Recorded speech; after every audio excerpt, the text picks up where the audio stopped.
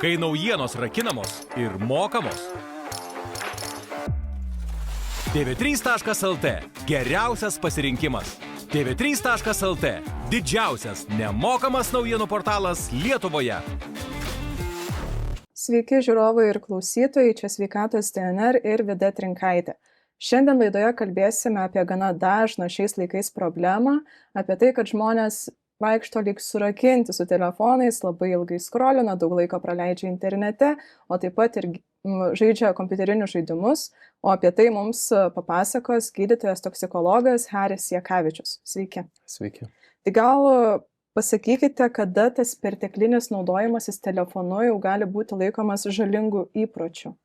Tai kalbant apie pačią priklausomybę, ar tai būtų priklausomybė nuo medžiagų vartojimo, ar šiuo atveju mūsų pokalbio tema apie elgesio priklausomybės, kriterijai vyrauja pačios priklausomybės panašus. Tai, kai žmogus praleidžia daugiau laiko, negu gali sau leisti, šiuo atveju prie telefonų, prie ekranų, prie socialinių tinklų, kai nustumia jisai savo pagrindinius bazinius poreikius arba tiesiog tiesioginį bendravimą su kitais žmonėmis į šoną ir ta veikla prie ekranų, socialiniai tinklai tampa jam pirmoji vietoje, tada, kada kiekis didėja vartojimo to šiuo atveju tų ekranų turėjimo, žiūrėjimo į juos, tada, kada jisai, jeigu netenka galimybės prie ekranų pabūti arba pažaisti žaidimo arba prisijungti prie socialinio tinklo, tampa nervingas, įtampa kažkokia atsiranda, tada, kada blogėja santykiai su artimaisiais dėl to, kad jisai vietoj to, kad su jais bendrautų kažkiek laiko praleistų, jisai turi būti prie to ekranų, pavyzdžiui, prie žaidimo tuo metu prisijungęs ir tada santykiai byra.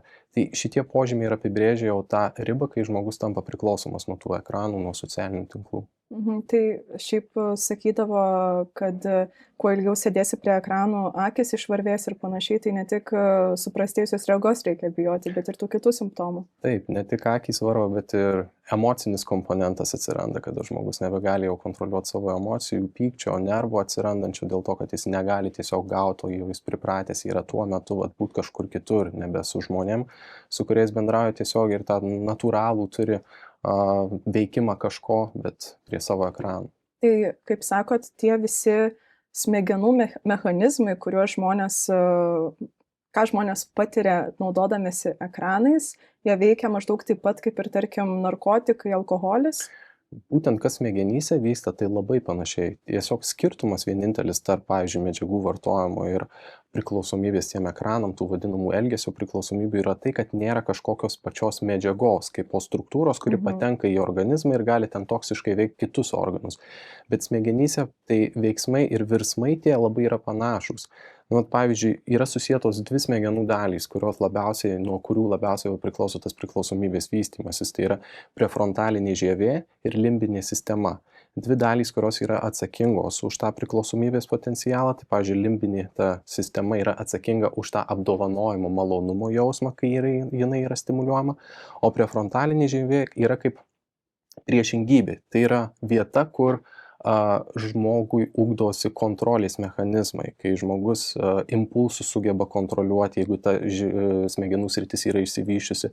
Tada, kada ateina suvokimas, kad jisai per daug laiko kažką daro, kad jisai turi užsiimti kažkokią kitą veiklą, tai ta vieta, ta prefrontalinė žievė turi koordinuoti ir kontroliuoti žmogų. Problema atsiranda ta, kad ypatingai jaunimui smegenys vystosi ne skirtingais tempais, skirtingos smegenų dalys. Ir, pavyzdžiui, limbinė sistema, kuri yra atsakinga už tą malonumo jausmą, už tą potyrių jausmą, už tą skatinimą toliau veikti ir daryti tą pačią veiklą, jinai bręsta anksčiau. Dėl to poveikis jai ar medžiagų vartojimo, ar šiuo atveju to potyrio iš ekranų yra daug stipresnis. Tuo tarpu ta prefrontalinė žievė, kuri turėtų būti atsakinga už tą impulsų kontrolę, jinai vystosi lėčiau. Dėl to būtent tų impulsų kontrolės ir suvokimo, kad tai, ką tu darai, tau jau yra žalinga ir per daug, jos nėra, nes ta smegenų dalis tiesiog yra neišsivyščiusi. Dėl to sakoma, kad ypatingai paaugliai, jauni žmonės pripranta ir tiek prie medžiagų vartojimo, tiek prie tų elgesio priklausomybių greičiau ir atpratimas yra sunkesnis negu suaugusiems žmonėms. O dabar prie tų ekranų prieinamumas yra labai didelis ir jau gana ankstyvame amžiuje vaikai mato telefonus, televizorius ir panašiai. Jūsų praktikoje ar dažnai pasitaiko labai labai itin mažų vaikų su tokiais elgesio priklausomybė? Na, dažniausiai tada, kada jau tėvai susiduria su ta problema, kada jie patys vis tiek natūralu pradžioj patys bando spręsti tą problemą, bet tada, kada mato, kad jau savo pastangom sukontroliuoti to negali, kada vaikas tampa labai nervingas, prasideda galbūt netgi smurto tam tikri protrūkiai, prieš save smurtauja arba pažangumas mažėja, tam akivaizdūs požymiai, kai jau yra problema ir jie patys tėvai savo pastangom ir jėgom negali to sutvarkyti, tada jau kreipiasi pagalbos. Bet kas yra jaunas žmogus? Šiuo metu, pavyzdžiui, 10-mečius jau būna atveda tuos, kurie jau yra priklausomi nuo žaidimų, pavyzdžiui, kompiuterinių arba nuo tų pačių telefonų. Tai jau yra jaunas amžius vis tiek, kaip ir minėjau, smegenys iki 25 metų gyvenimo bręsta ir jeigu 10-mečiui tu duosi tą tokį veikimą kažko, kas kelt gali tą priklausomybę, natūralu, kad jam visi tie mechanizmai vystysis daug greičiau dėl tos pačios smegenų dar neišsivystymų ir jis kontrolės impulsų dar jisai visiškai neturi. Jis gauna tai, kas jam teikia malonumą ir jis natūralu nori dar. Hormonų kiekis tų dopaminų išsiskiriantis yra labai didelis tuo metu ir tai yra ne tik malonumą teikianti veikla, bet kaip ir skatinimas toliau siekti to paties. Pavyzdžiui, žaidimas apdovanoja kažko tave, tu natūralu nori vėl kažkokį apdovanojimą gauti. Tam, kad tu jį gautum, tu turi stengtis kažką veikti, daugiau veiklos praleisti prie to pačio žaidimo. Ir tai tiesiog kaip užvirvės tempia jį toliau daryti ir siekti kažką. Ir jisai praranda tiek laiko kontrolę, tiek tą impulsų savo kontrolę. O kaip Jūs manot, koks yra adekvatus susitarimas tarp tėvų ir vaikų, kuris turėtų būti, kada anksčiausiai gali vaikas gauti, tarkim, telefoną, kiek laiko per dieną jis gali praleisti prie ekrano? Nėra tokių kaip ir numatytų fiksuotų reikšmių, kad pavyzdžiui, vaikas telefoną gali turėti nuo kokių 7 metų. Nebūtinai. Svarbu yra balansas. Jeigu vaikas gauna ankstyvesniam amžiui telefoną, tai svarbu kontroliuoti laiką praleidžiamą prie to telefono. Svarbu, kad tėvai kontaktą turėtų su vaiku, kad jį skatintų ir motyvuotų kažkokias kitas veiklas daryti, kas jam irgi teiktų tą malonumą ir motyvuotų jį ir atitrauktų labiau nuo telefonų. Telefonas šiuo atveju tai yra ryšio priemonė, susisiekti su tėvais, ten žinutę parašyti ar jeigu pasitikrinti elektroninį paštą, kai prasideda visi žaidimai, socialiniai tinklai, ten patiktukai, laikai, šėrai, kas irgi motyvuoja juos ir jie nori ten vis daugiau laiko praleidžia. Natūralu, kad ta priemonė, kuri turėjo būti skirta susisiekimui ir bendravimui, tai jau praranda kaip ir tą savo funkciją, jinai tampa kita funkcija. Tai svarbu atskirti tą momentą, kada vaikas naudoja telefoną jau visiškai savo malonumui kažkokiam, o kada iš tikrųjų jisai yra reikalingas tam, kad tu galėtum kaip susisiekimo priemonę su vaiku turėti. Man atrodo, kad dabar dar tėvai kaip ir norėtų gal kontroliuoti tą prieimą prie ekrano, bet bijo, kad vaikas nuo bendraamžių atsiliks, nes labai tai yra paplitę, daug kas ten žaidžia visokius žaidimus ir jeigu mano vaikas nežinos ten kažkokio žaidimo, gal bus atskirtas. Tai ta įtaka iš visuomenės šiuo atveju irgi yra labai didelė. Irgi kai nueini į mokyklą ar ne visi bendraamžiai, pirmoje klasėje turi telefonus, o kaip tu dabar neturi telefonų. Tai spaudimas ir tėvam yra, kad vaikas nebūtų tas atstumtasis klasės kontekste pačiam iš kitų paauglių, bet vis tiek reikia, čia tos savimonės lavinimas yra. Jeigu vaiko impulsų kontrolė yra sutrikusi, tai tėvų yra pozicija ir siekis lavinti ją, bendrauti su vaiku, pasakyti, kas yra negerai, kad laikas yra, kada tu gali tai daryti, bet tas laikas yra ribotas ir tu neturi viršyti to laiko tam tikras taisyklės ir ribas sustatyti vaikui, nes ypatingai mažam vaikui to reikia. Jis pats kontroliuoti savęs nesugebės. Dėl to tėvų indėlis šitoje vietoje yra labai svarbus. Tai reikia nustatyti ribas ir leisti vaikui suprasti, dėl ko tos ribos yra svarbios. Taip, ribas nustatyti, skatinti ir motyvuoti vaiką užsiimti veiklom kitom, pavyzdžiui, sportu, kažkokiom veiklom, meniniam veiklom, galiausiai buvimu su tėvais, turistavimas, vaikščiojimas, išėjimas į lauką, su bendramžiais žaidimas lauke. Tai turėtų vis tiek likti ta bazė, pagrindinės veiklos, kuriomis vaikas užsiema. Ir kažkiek gali būti, o vis tiek tu visiškai vaiko neatribosi, jisai mato aplinkui, kad tai vyksta. Čia nėra tai, kad tu jį izoliuosi į kažkokį burbulą įkiši. Atsiskirti nuo ekrano šiais laikais beprotiškai sunku ir realiai neįmanoma, bet tos taisyklės padeda išlaikyti tą kontrastą ir balansą. Tai atsiskirti nuo ekrano yra sunku visiems suaugusiems žmonėms sunku. O atsakot, jau yra ir 10-mečiai vaikai, kurie ten yra stipriai priklausomi. Kaip 10-mečiui vaikui paaiškinti, kaip jį gydyti nuo to? Tai pirmiausia reikia, čia jau mes sprendžiam pasekmę, ar ne? Pirmiausia reikia daryti tą, kad nebūtų tos problemos, tai edukacija, tas pats laiko praleidimas, čia viskas yra nukreipiama vėl į tėvus, į tėvų ryšį su vaiku, į tėvų užsiėmimą, į tėvų laiko skirimą vaikui, galiausiai pavyzdžių rodymą. Jeigu tėtis prieš miegą arba mama skrolina telefoną ir vaikas atėjęs tai mato, tai jis tai supranta kaip pavyzdį. Jeigu tėvam taip galima elgtis, kodėl man taip negalima elgtis. Tai taisyklės mes kuriam ar ne tik vaikui, bet tuo pačiu ir savo. Mes esam kaip suaugęs pavyzdys, kuris rodo, kaip vaikas turėtų elgtis. Ir jeigu jisai tai mato, kad tėvai patys laikosi taisyklių, natūralu jis griežčiau į tai, rimčiau reaguos į tas pačias taisyklės, nes jis matys, kad tėvai sukūrė taisyklės, jie patys laikosi tų taisyklių, aš irgi turiu laikytis taisyklių. Ir jeigu vaikui kaip atsvarą to laiko trūkumo kažkokio, kur jisai galėtų prie telefono praleisti, teiksim tiesiog iš savo pusės kaip tėvai, einam kažką darom, einam į žygį, einam pasivaikščiot, skaitom knygą ar dar kažką, natūralu ir tas potraukis ir poreikis tiem telefonam ar socialiniam tinklam irgi mažės. Ir dabar pakalbėkime ne tik apie vaikus, bet ir apie suaugusius žmonės.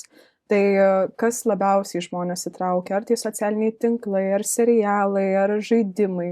Su kuo daugiausiai? Viskas, ką išvardino, tinka iš esmės, nes vaikai, suaugę žmonės, tai yra individai tie patys, tik tai skirtingam amžiuje.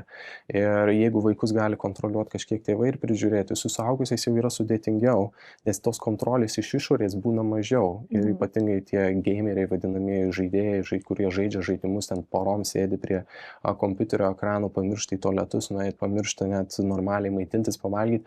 Čia jau atsiranda tie fiziniai dalykai, kurie sutrikimai tam tikri, grynai inicijuoti to, kad jisai visą savo dėmesį skiria tai veiklai kažkokiai, ar tai socialiniai tinklai būtų, ar žaidimai.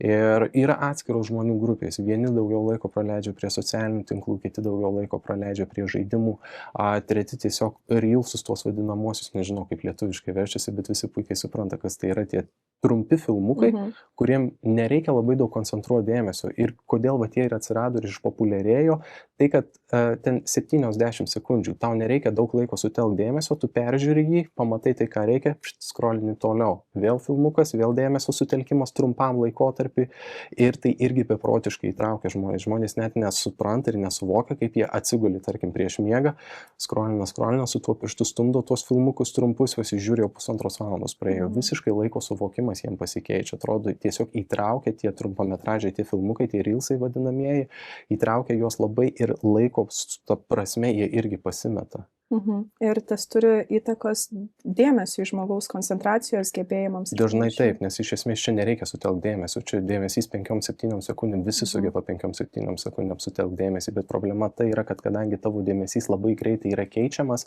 peržiūri vieną, eini prie kito, tada vėl sutelki dėmesį į visai kito pobūdžio vaizdo įrašą, galiausiai žmogus atpranta susikoncentruoti į ilgesnės veiklos dėmesį, kur reikia sutelkti, pavyzdžiui, analizės kažkokias daryti. O jau kalbam, jeigu apie suaugusius, tai pavyzdžiui, darbas kažkoks paskirtas, kur tu turi sutelkti jau dėmesį 1-2, kad tu galėtum nudirbti darbą ir smegenys jau to nebesugeba, nes jos yra atpratusios nuo to ilgesnio dėmesio sutelkimo, jos yra pripratusios, kad joms tom smūginiam bangom sutelkia dėmesį, tada atsipalaiduoja, tada eina prie kito filmuko, vėl sutelkia dėmesį ir jis nebesugeba tiesiog ilgalaikį perspektyvą jau sutelkti dėmesio tam ilgesniai kažkokiai užduočiai. Ir tada tos užduotis lieka paskutiniai nakčiai. Lieka paskutiniai nakčiai, jos būna atsisėdi, pradedi jas daryti, tada kažkokios mintys galvoj, staigiai pagauni save, kad tu jau nebeužduoti, bet apie kažką kitą galvoj, vėl bandai susitelkti, vėl tas pats. Na ir dėmesio sutelkimas irgi yra tam tikras įgūdis, kurį žmogus augdamas lavina. Bet jeigu tame lavinime atsiranda epizodas, kada tu staiga nebelavini dėmesio, nes tavo dėmesys momentaliai šokinėja nuo vieno prie kito, prie trečio ir smegenim tai kaip supranta jos tai kaip norma, tai tada tas lavinimas irgi išsibalansuoja ir jis nebesugeba vėl sutelkti dėmesio į tos ilgesnius laikotarpius. Ir kai visi yra pratę prie to tokio trumpo turinio, esu mačius internete parašyta, kad dabar esu toks išsiblaškęs ir taip pratęs prie reelsų, kad filmo pažiūrėjimas jau atrodo kaip produktyvus dalykas, kad kažką gero nuveikiau šiandien. Taip, kas atrodo ironiška, nes iš esmės anksčiau tai irgi atrodydavo filmą pažiūrėti tiesiog savo pomėgiu atsipalaidavim kažkokiam, dabar jau žmonės sutelk dėmesį turi, kad filmą galėtų pavyzdžiui.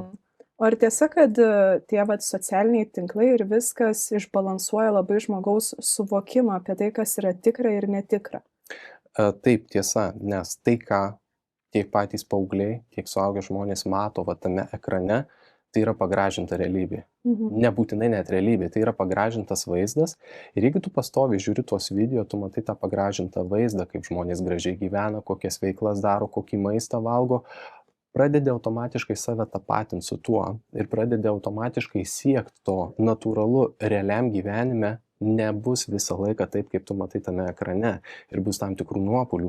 Bet jeigu tavo yra įprotis ir matymas viso to pasaulio, ta gražia forma per tuos vadinamosius rožinius akinius, žmonės pradeda nusivilti realių gyvenimų tiesiog. Jie vis grįžta prie tų vaizdų, jie nebesugeba pakelto emocinio fono nemalonaus, kai jie sugrįžta į realybę, kai juos užpuola kažkokie sunkumai, jie galvoja, nemačiau aš tų sunkumų, jokių nebuvo sunkumų tuose video, žmonės gyvena gerai, kodėl man šitai, kodėl man apskritai visą laiką kažkokie sunkumai. Ir jie puola į depresijas, puola į nerimą, jie smerkia save, nuvertina save labai, nebesugeba tų užduočių atlikti, tai jie bando save tapatinti su tuo, ką mato tame ekrano kitam gale, kas yra žalinga iš tikrųjų, nes tai nėra realus gyvenimas, tai yra pagražintas vaizdas, kuris, šiuo atveju yra pateiktas žiūrovui. Niekas nededa tų nusivylimų, kažkokių nemalonių vaizdų, arba kaip atsikeliu iš lovos ir susivėlęs negražus būnu, atsikelia visi nugrimuoti, gražūs, tvarkingi. Ir žmogus tai priema kaip realybė. Po truputį, kuo tu ilgiau tai žiūri, tau tai atrodo kaip socialinė norma, kokia ir turėtų būti. Tai gal dėl to vaikai, kurie ir mato tuos visus vaizdus ir sako, kad aš užaugęs būsiu YouTuberis, nes įsivaizduoja, kad jeigu tu būsi YouTuberis, viskas tau bus tiesiog gražu ir tvarkinga. Pagražinta realybė, viskas nuspalvota gražiai, bet iš tikrųjų tos realybės, kokia jinai yra, jie nemato, nes to tiesiog neparodoma yra. Kokios yra fizinės problemos, kurios gali kilti dėl tokios priklausomybės, dėl sėdėjimo prie ekranų? Kaip ir minėjau, jau kai kalbam apie fizinės problemas, tai jau yra ryški problema, reiškia, nes pradžioj prasideda emociniam visokiam problemam, ten nesuvaldymų savo emocijų, nerimo atsiradusių, bet kai jau fizinės problemos prasideda tokios, kaip pavyzdžiui, svorio kritimas, nes žmogus tiesiog, jis neturi kada pavalgyti, ar ne, ten tie vadinamieji žaidėjai, kurie praleidžia ilgas valandas prie kompiuterių, kai svorio kritimas atsiranda, kai miego sutrikimai atsiranda dėl to, kad tu žiūri pastoviai tą ekraną, ta mėlyna šviesa šviečia į akis ir mėlyna šviesa slopina melatonino išskyrimo. Melatoninas yra hormonas, kuris atsakingas yra už miego ritmą. Jeigu jo išskiriama mažiau, žmogus nenori miego, bet natūralus žmogus nuvargsta, nes miegas yra natūralus procesas, per kurį organizmas, smegenys pailsi. Tai kai miego trūkumas atsiranda, kai tas miegas neproduktyvus yra, nes tos giliosios miego fazės irgi išsibalansuoja labai, problemos su virškinamuoju traktu, su šlapinimus atsiranda, nes jie tiesiog ilgai laiko, jie neturi kada nueiti, net higienos kažkokio susitvarkyti. Tik kai jau atsiranda tokios problemos, tai jau yra ryški problema, kad žmogus yra stipriai įnikęs į tą vadinamą elgesio priklausomybę, ar tai būtų. Dažniausiai tai būna su kompiuteriais, su socialiniais tinklais, vis tiek ten telefoną paskui save gali nešiotis, ten valgyti vienoje rankoje telefoną laikyti, tualete sėdėti telefoną laikyti. Bet kalbant apie tuos žaidėjus, kurie pastoviai prie kompo sėdi ir ten irgi stuburo visokios kifozės, chondrozės atsiranda dėl to susikūprinusio sėdėjimo.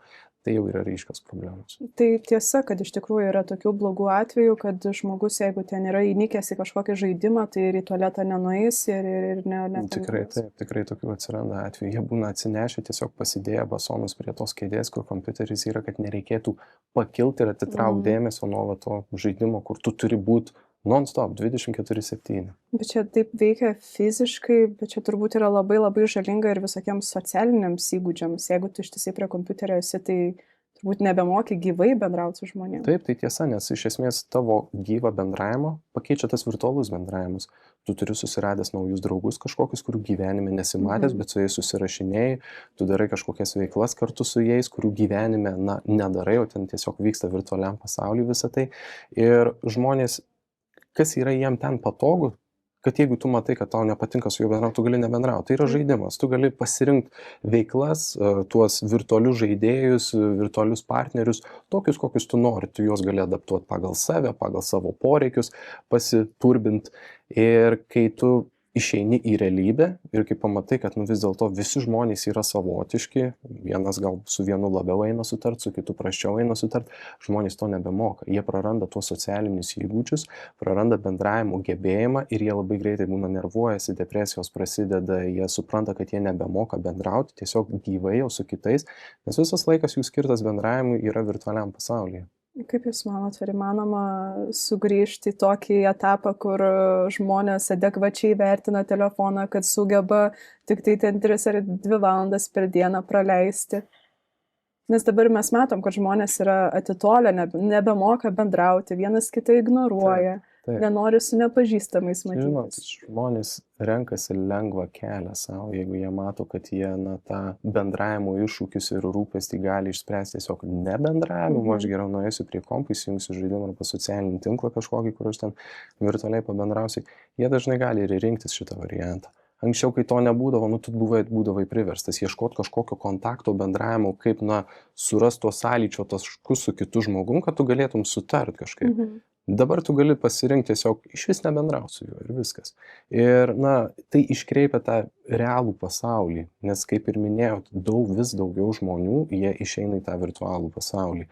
Ir sugrįžt įmanoma, bet būna sudėtinga jiems sugrįžti, nes jie atpratę yra nuo realaus bendravimo ir jeigu tu nori vėl sugrįžti į tą standartinį gyvenimą be socialinių tinklų, jau čia labai drąsu sakyti, nes bet kokiu atveju šiais laikais nebus taip, kad be socialinių tinklų, bet jeigu tu nori bandyti tą balansą išlaikyti ir sugrįžti į realų gyvenimą, jau būna sunku, nes žmogus vėl susiduria su problemom ir arba jisai lips per save, taip sakant, tu kaip smūgiuojamas būni, daryk kažką, keisk savo požiūrį, bandyk rasti tos, kaip ir minėjau, kontakto taškus su kitu, su kuriuo nori subendrauti kažkaip, bet matai nesiseka, tai tam reikia pastangų, tam reikia įdėti darbo.